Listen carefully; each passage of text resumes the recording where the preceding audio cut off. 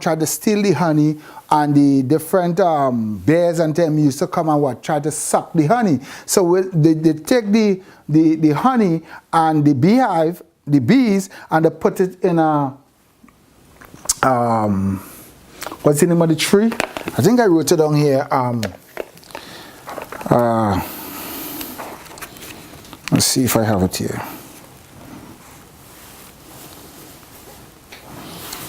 They put it in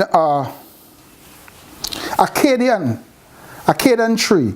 And that tree is a tree. It have a lot of pickers. A lot of, pickers. A lot of spikes.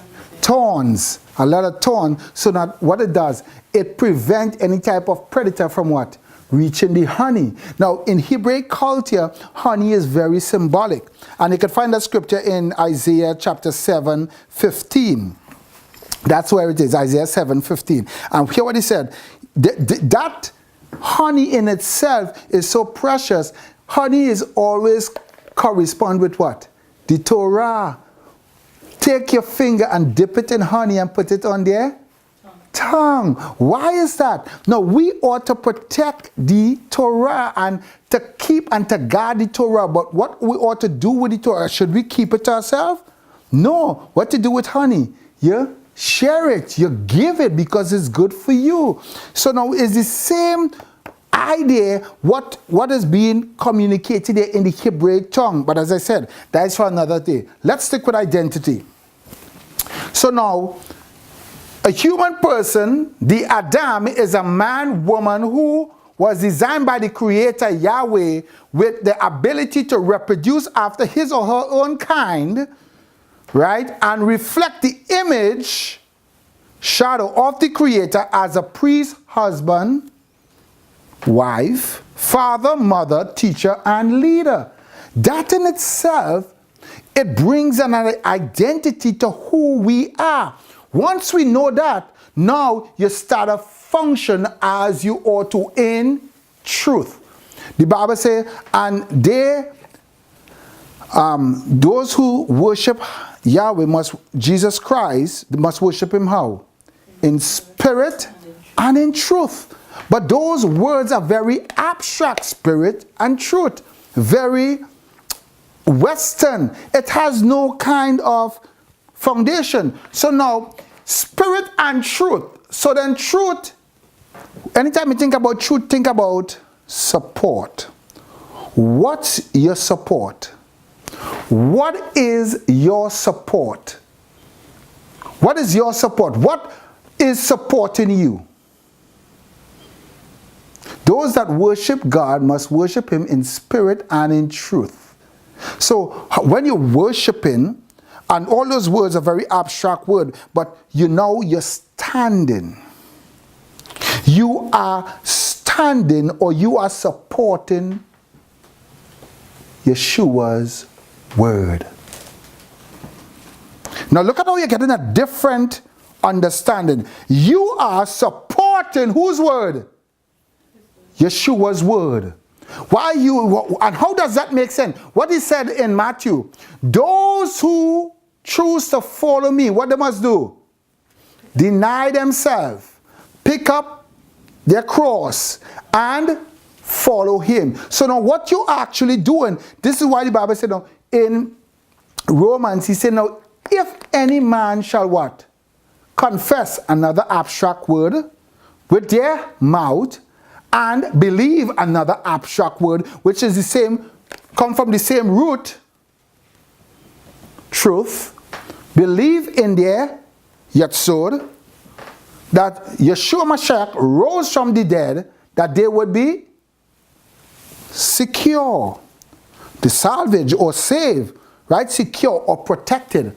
Now, this word in itself, it means to be. You are now supporting exactly what Yahshuah did. So you are standing in support of all what he did. You are supporting his finished work. So you see now you're getting a different understanding of what is truth and how you are the one to carry out truth. Why? Because you are the one that has the what?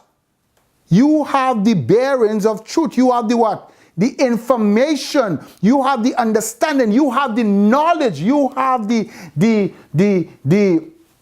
yada of what Scripture has taught concerning Yahshua. So the identity of who we are as apologists, as sons and daughters of Yahshua Mashiach, is based upon the understanding of what is truth. What is truth? Every single word that Yahshua spoke in Scripture on the basis of its solid foundation. So how he spoke? Did he speak in abstract tongue? No, he didn't speak in abstract. He's speaking what? In concrete tongues, with concrete terms.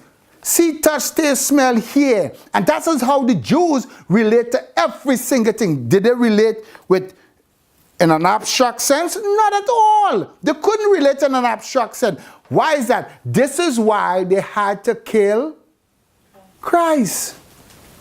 Because that which has been spoken by the prophet, that which has been revealed through Moshe and in Torah, is now present before what?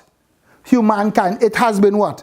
Manifested. And the Adam is what is showing that all mankind, God is here with man. Adam. What does Adam mean? This word, so now we have an understanding of this definition. So now let me erase this and show you what this word means this week.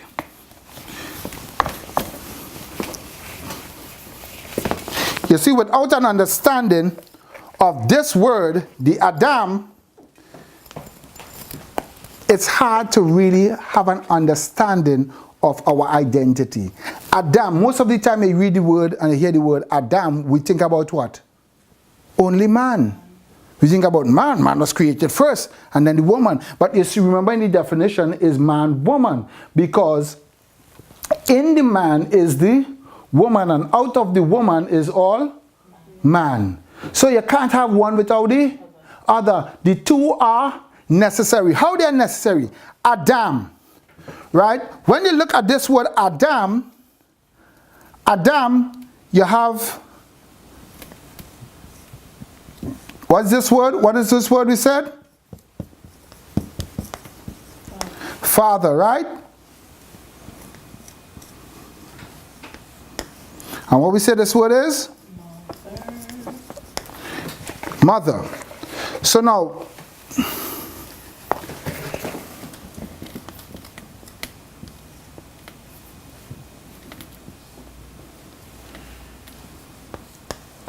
what's something? Mother, father. And they come from what? One person. Both male and female come from one person. That in itself, it perplexes a lot of people. Man, I was talking to a gentleman today and he said, no, the behavior of human person today, he can't believe that all human person came from one man and one woman. He said, because how a man could just take up a gun and just go and shoot all these people down. Persons who don't even have any weapon, no guns, and just shoot them down, just kill them. Go kill children, abortion. He said, how people can do that? I said, that's the depravity of man. That's the whole aspect of what he created, because that which has been designed and created has been freely what? Given. It doesn't belong to who? It doesn't belong to who? Does man belong to God? No. Who man belong to? That's right. In the Hebrew culture, they always bring everything back to what? To self. We in the West, anytime we talk and we talk about self, we talk it from a Nietzschean perspective. Passion and desire. The Hebrew, when they talk about I, it speaks about what? Community. The I is always in plurality. The ahad is always in plurality and family. So every time they speak, they always come back to themselves. Because without another, there is no what? There is no generation. there is no generation, there is no continual growth. There is no generation. Now, look at this.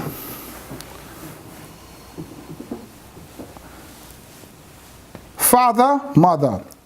Now, in Hebrew, as with all numbers, look at something. This man and this woman have all things in common. Watch this. This is 40, this is 4, and this is 1. When you add that up, how much you get? 45. 45. Right? That is with the aleph. And if you just add the dam and the the mem, how much you get? 44. So now, the aleph is 1, the bet is 2. The mem is 40, and the aleph is 1. When you add up all of this together, 2 plus 1 is? 4 plus 1 is? 41, right? 40 plus 1. Right? And 3 plus? 41. 44. Now, is this coincident? Look at something. This is father, this is mother. When you do a numerical structure of these two, man, her father and mother, it goes right back to the dam. In Hebrew, you know what this word dam mean? This word means blood. Now, how much blood groups there are? How many blood groups there are? 4 blood groups. 4 blood groups. So now look at something. Mem is 40 and delete is 4. So it's a double indication that that which is the life, the physical life of all human person is in the blood. What Yahweh said, life of man is in the